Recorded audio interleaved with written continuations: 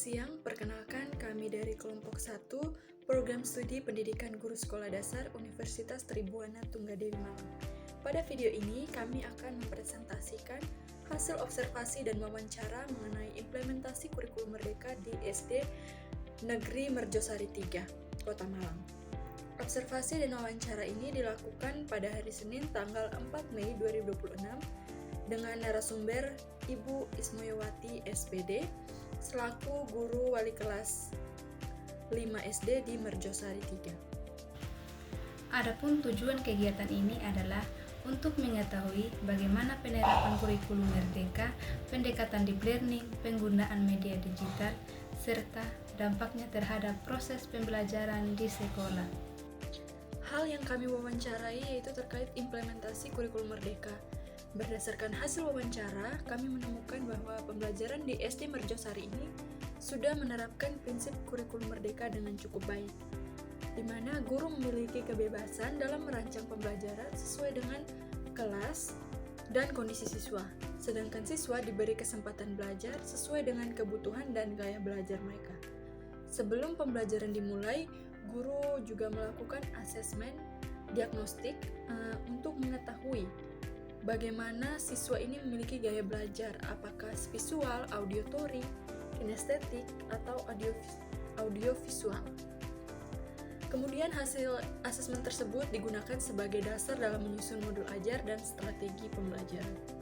Selain itu, guru juga menyusun tujuan pembelajaran berdasarkan capaian pembelajaran atau CP dengan menyesuaikan kondisi siswa sehingga pembelajaran berlangsung secara bertahap dan tidak memaksa siswa. Yang berikut integrasi 8 dimensi profil lulusan.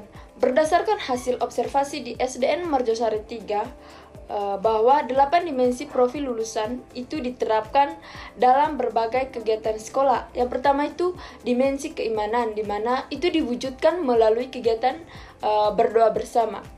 Terus dimensi kebinekaan global itu diterapkan dengan mengajarkan siswa itu menghargai perbedaan agama, budaya, dan suku. Yang ketiga itu gotong royong. Itu dilakukan melalui kegiatan piket kelas dan kerja bakti, membersihkan lingkungan sekolah. Yang keempat itu kemandirian, di mana kemandirian ini itu dibangunkan dengan memberikan tanggung jawab kepada siswa, baik dalam belajar maupun dalam menjaga fasilitas sekolah. Yang kelima, bernalar kritis. Nah, bernalar kritis ini itu dikembangkan melalui pemberian masalah kontekstual yang dekat dengan kehidupan sehari-hari. Yang keenam, ada kreativitas, di mana kreativitas ini itu ditumbuhkan melalui kegiatan membuat karya. Dan yang ketujuh, literasi, di mana literasi ini dilaksanakan melalui program literasi setiap hari Selasa yang dipadukan dengan permainan edukatif. Jadi di SDN Merjosari 3 itu kegiatan literasi itu dilaksanakan setiap hari Selasa dan itu diwajibkan setiap minggunya.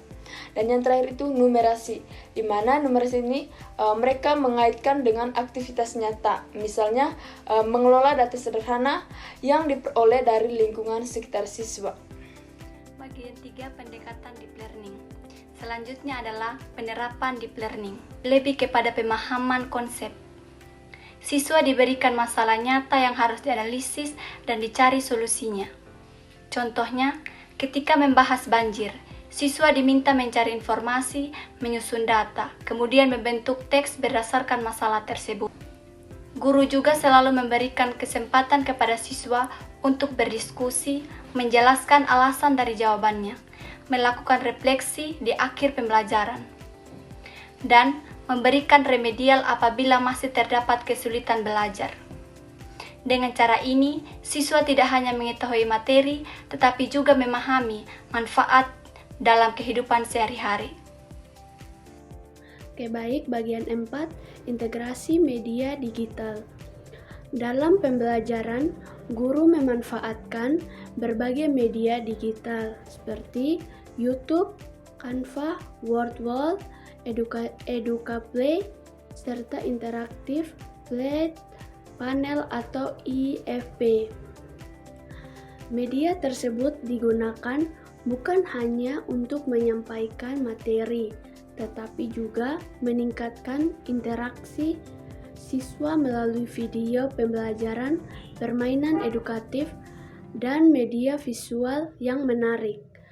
Guru juga menjelaskan bahwa media digital membantu pembelajaran diferensiasi karena siswa dapat memperoleh bentuk pembelajaran yang sesuai dengan kemampuan dan kebutuhan masing-masing. Walaupun masih terdapat keterbatasan jumlah perangkat IFP, sekolah mengatasinya dengan penggunaan secara bergantian antara kelas. Yang berikutnya adalah bagian kelima, integrasi kurikulum merdeka, deep learning, dan media digital. Menurut narasumber yang kami wawancarai di SDN 3 Merjosari kemarin, dalam ketiga aspek tersebut saling berkaitan, dan beliau juga mengaitkan atau mengibaratkan kurikulum merdeka itu adalah sebuah mobil, dan deep learning merupakan pengemudi yang menentukan arah pembelajaran, dan yang terakhir adalah media digital sebagai fasilitas pendukung agar pembelajaran berjalan lebih efektif. Jadi, apabila ketiga komponen tersebut berjalan secara seimbang, maka pembelajaran akan lebih aktif. Begitupun sebaliknya, ketika ketiga komponen tersebut tidak berjalan seimbang, maka pembelajaran itu tidak akan lebih aktif, bermakna, dan mampu meningkatkan pemahaman siswa.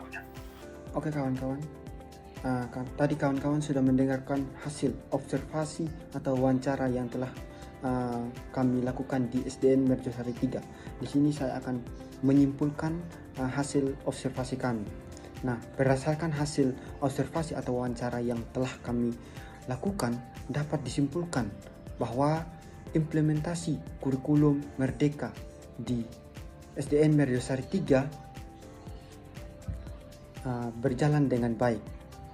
Guru telah menerapkan pembelajaran yang berpusat pada siswa melalui diferensi pembelajaran.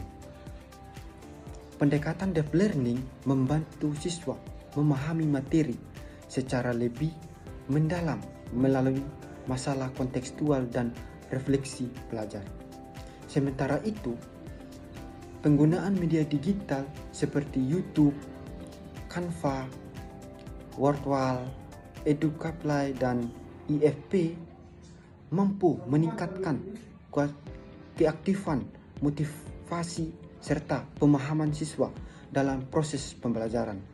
Dengan demikian, integrasi kurikulum merdeka, deep learning, dan media digital memberikan dampak positif terhadap kualitas pembelajaran di SDN Merjosari 3, Kota Malang. Demikian presentasi dari kelompok kami mengenai hasil observasi dan wawancara implementasi kurikulum merdeka di SDN Merjosari 3 Kota Malang. Terima kasih atas perhatiannya Ibu dosen dan teman-teman semua. Mohon maaf apabila terdapat kekurangan dalam penyampaian pada kelompok kami.